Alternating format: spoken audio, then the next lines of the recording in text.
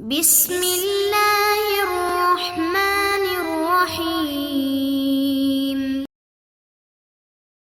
السلام علیکم ورحمۃ اللہ وبرکاتہ۔ امید ہے کہ آپ سب ایمان، صحت، عافیت اور برکت کے ساتھ ہوں گے۔ آج ہم سبق نمبر 53 کو پڑھیں گے، جس کا عنوان ہے محسنات معنویہ۔ گزشتہ اسباق میں ہم نے محسنات معنویہ کی کچھ اقسام کو پڑھا تھا، اب بقیہ اقسام کو انشاءاللہ آج کے سبق میں پڑھیں گے۔ آگے فرمایا المغایرۃ، یہ محسنات معنویہ کی 19ویں قسم ہے۔ تو مغایرت کے لغوی معنی ہے مخالفت کرنا، اور اصطلاح بلاغت میں مغایرت کا مطلب یہ ہے کہ پہلے کسی چیز کی مذمت کر کے پھر اس کی تعریف کی جائے، یا اس کے خلاف کیا جائے، یعنی پہلے تعریف کر کے پھر اس کی مذمت کیا جائے۔ جیسا کہ صاحب مقامات علامہ حریری نے پہلے دینار کی مذمت کی اپنے قول تبًا لہ من خادع ممازق سے کہ دینار کے لیے ہلاکت ہو، وہ دھوکے باز اور منافق ہے، اس معنی میں کہ وہ دھوکے باز ہے کہ کسی کے ہاتھ میں ٹھہرتا نہیں، خرچ ہو جاتا ہے، اور منافقت اس اعتبار سے کہ جس کے پاس رہتا ہے اسی کے گن گاتا ہے۔ پھر اس کے بعد اکرم بہ راقت سفرتہ سے اس کی تعریف کی کہ کتنا ہی عزیز ہے کہ وہ دینار جس کی زردی بڑی بھلی معلوم ہوتی ہے۔ آگے فرمایا تاکید المدح بما یشبہ الذم، یہ 20ویں قسم ہے، یعنی مدح کی تاکید کرنا ایسے الفاظ سے جو مذمت کے مشابہ ہوں، یعنی کسی کی تعریف کرتے وقت ایسے الفاظ استعمال کرنا جس سے بظاہر ہجو معلوم ہو مگر حقیقت میں وہ تعریف ہی تعریف ہو۔ اس کی 2 قسمیں ہیں۔ پہلی قسم یہ کہ ذم کی صفت منفیہ سے صفت مدح کا استثناء کر لیا جائے، اور پھر یہ فرض کر لیا جائے کہ مدح کی صفت ذم کی صفت میں داخل ہے، جیسے کہ نابغہ زیبانی کا یہ شعر وَلَا عَيْبَ فِيهِمْ غَيْرَ أَنَّ سُيُوفَهُمْ بِهِنَّ فَلُولٌ مِّن قَرَاءِ الْكَتَائِبِ۔ تو اس شعر میں شاعر نے منفی صفت ذم لا عیب فیہم سے ایک صفت مدح وقوع الفلول بالسیف کا جب غیر سے استثناء کیا تو اس بات کا شبہ ہوا کہ شاید اب کوئی عیب بیان کرے گا، لیکن غور کرنے سے معلوم ہوا کہ ان کی تلواروں میں دندانوں کا پڑ جانا یہ تو عیب نہیں بلکہ غایت درجے کی شجاعت ہے جو سراپا تعریف ہی ہے۔ تو یہاں مذمت کی صفت منفیہ یعنی عیب سے صفت مدح شجاعت کا استثناء کیا گیا ہے، اور یہ فرض کر کے استثناء کیا گیا ہے کہ صفت مدح بھی گویا اسی صفت منفیہ میں داخل تھی۔ اور دوسری قسم یہ ہے کہ کسی چیز کے لیے مدح کی صفت ثابت کی جائے، پھر اس صفت کے بعد حرف استثناء لایا جائے، اس کے بعد مدح کی دوسری صفت لائی جائے جس کا سابقہ صفت مدح سے استثناء کیا گیا ہو، جیسے کہ شاعر کا یہ شعر فتن کملت اوصافہ غیر انہ جواد فما یبقى علی المال باقیہ۔ تو اس شعر میں پہلے کملت اوصافہ سے ایک صفت مدح ثابت کی گئی ہے،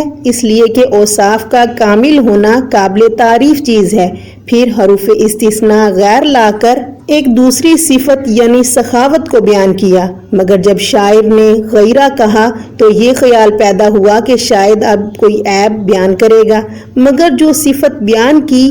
تو وہ بھی مدح کے لیے تھی جس نے سابقہ صفت مدح کو مزید پختہ کر دیا۔ آگے فرمایا تاکید الذم بما یشبہ المدح، یعنی ہجو کی تاکید ایسے الفاظ سے کرنا جو مدح سے مشابہ ہو، یعنی کسی کی ہجو میں ایسے الفاظ استعمال کرنا جو ظاہر میں تو مدح معلوم ہو مگر حقیقت میں ہجو ہوں۔ تو اس کی بھی 2 قسمیں ہیں۔ پہلی قسم یہ کہ مدح کی صفت منفیہ سے صفت ذم کا استثناء کر لیا جائے، اور یہ فرض کر لیا جائے کہ وہ صفت ذم مدح کی صفت منفیہ میں داخل ہے، جیسے کہ فلان لا خیر فیہ الا انہ یتصدق بما یسرق۔ تو اس مثال میں منفی صفت مدح لا خیر فیہ ہے، جس سے ایک صفت ذم یتصدق بما یسرق کا استثناء کیا گیا ہے، مگر خیر کی نفی کے بعد جب اللہ سے استثناء کیا تو اس بات کا شبہ ہوا کہ اب کوئی تعریف کی بات بیان ہوگی،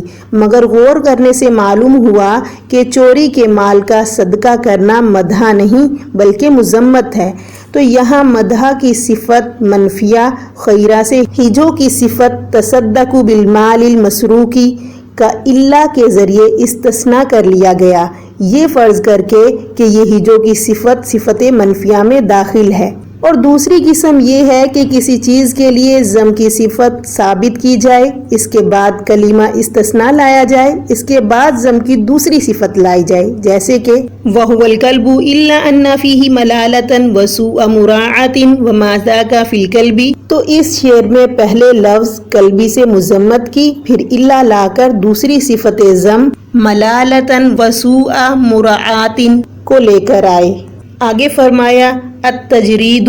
تو یہاں سے محسنات معانویہ کی 22ویں قسم کو بیان کیا گیا ہے۔ تجرید کے لغوی معنی ہے جرد الثوب ننگا کرنا، جرد العود لکڑی چھیلنا وغیرہ، اور اصطلاح بلاغت میں تجرید کہتے ہیں کسی ذی صفت شے سے اس صفت میں مماثل دوسری چیز کو نکالنا، یہ بتلانے کے لیے کہ یہ صفت اس موصوف میں اتنی کامل ہے اور اس میں اتنی صلاحیت ہے کہ اسی جیسا ایک اور موصوف بھی اس سے حاصل ہو سکتا ہے۔ تجرید کے مختلف طریقے ہیں۔ کبھی تو تجرید حاصل ہوتی ہے من کے ذریعے، جیسے لی من فلانا صدیق حمیم، میرے لیے فلاں کے وسیلے سے ایک اور جگری دوست ہے۔ یہاں تجرید کا معنی اس طریقے سے پایا جا رہا ہے کہ فلاں شخص مجھ سے دوستی میں اتنا کامل ہے کہ اسی کے توسط سے ایک اور دوست نکالا جا سکتا ہے۔ اور کبھی فی کے ذریعے، جیسے کہ لہم فیہا دار الخلد، ان کے لیے اس میں ہمیشگی کا گھر ہے۔ یہاں تجرید اس طور پر ہے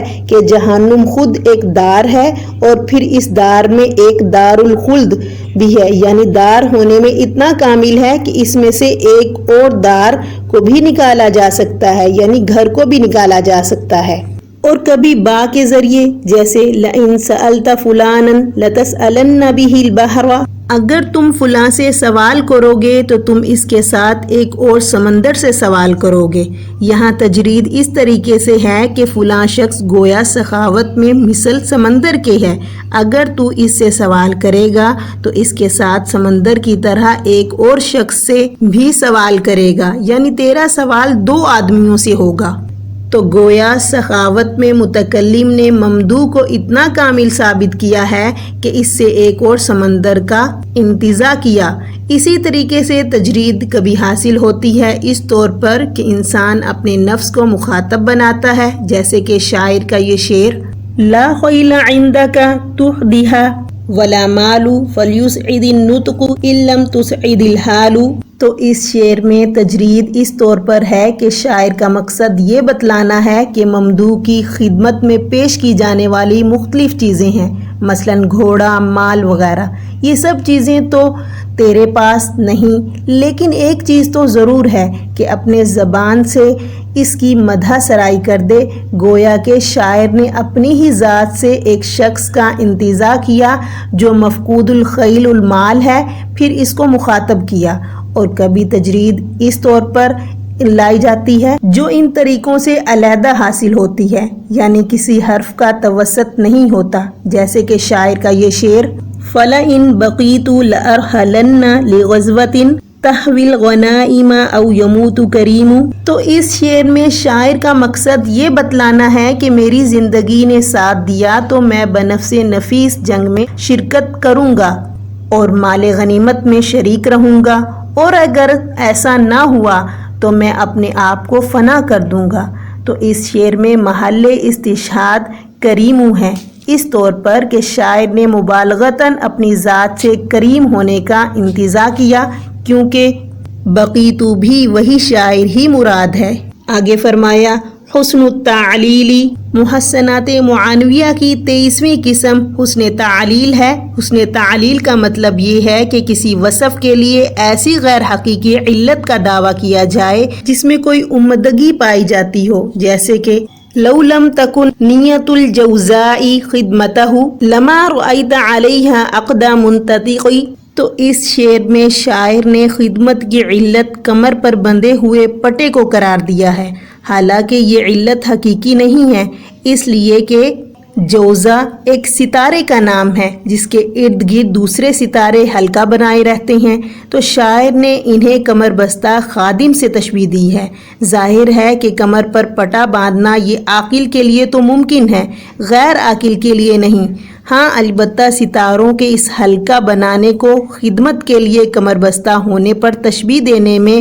عمدگی اور غرابت ضرور ہے، اور اسی کا نام حسن تعلیل ہے۔ آگے فرمایا ائتلاف اللفظ مع المعنی، یعنی کہ لفظ کا معنی کے موافق ہونا، تو یہ محسنات معنویہ کی آخری قسم ہے۔ اس کا مطلب یہ ہے کہ مضمون کے اعتبار سے ایسے الفاظ استعمال کیے جائیں جو معنی کے بالکل موافق ہوں۔ مثلا اگر مضمون فخر اور بہادری کے متعلق ہے تو عبارات اور الفاظ بھی فصیح اور بلیغ اور سحر انگیز ہوں، جن سے خود فخر اور حماست مترشح ہو، اور اگر مضمون غزل وغیرہ کا ہو تو پھر الفاظ بھی جاذب اور دلکش ہوں، جیسے کہ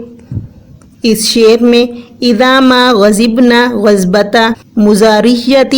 ہتکنا حجاب الشمس او قطرت دمن اذا ما اعرنا سیدا من قبیلت ذرا منبر صلی علینا وسلم۔ تو اس شعر کا مطلب یہ ہے کہ جب ہم غضبناک ہوتے ہیں تو کسی چیز کی پرواہ نہیں کرتے، حتیٰ کہ آفتاب کے پردے کو بھی چاک کرنے سے نہیں گھبراتے، اور جب ہم کسی قبیلے کے سردار کو بطور عاریت کوئی چیز عطا کرتے ہیں تو سب سے پہلے وہ ہمارے ہی گن گاتا ہے، یعنی ایسا نہیں ہوتا چونکہ بطور عاریت گیا ہوا ہے اس لیے انہی کی مدح سرائی کرے، بلکہ پہلے ہماری ہی تعریف میں ان کی زبان گویا ہوتی ہے۔ یہ غایت روب اور دبدبے کا عالم ہے۔ اس شعر میں ہتکنا حجاب الشمس او قطرت دمن سے یہی معلوم ہوتا ہے کہ اس شعر میں فخر ہی فخر کا پہلو ہے، اور جیسے کہ دوسرا شعر جو غزل اور عشق اور محبت سے متعلق ہے، لم یطل لیلی ولکن لم انم ونفع انی الکرا طیف علم، مطلب یہ ہے کہ محبوب کا تصور نگاہوں میں ایسا رقص کرتا رہا کہ پوری رات نیند نے آنکھوں کو خیر باد کہہ دیا، اور یہ تصور کچھ ایسا نرالا اور دلکش رہا کہ سوچتے سوچتے رات اتنی جلدی گزر گئی کہ جیسے رات کی طولانی یعنی اس کی لمبائی ہی ختم ہو گئی ہو۔ تو اس شعر میں نفع، کرا، طیف اور علم یہ ایسے الفاظ ہیں جو بہت ہی دلکش اور جاذب ہیں۔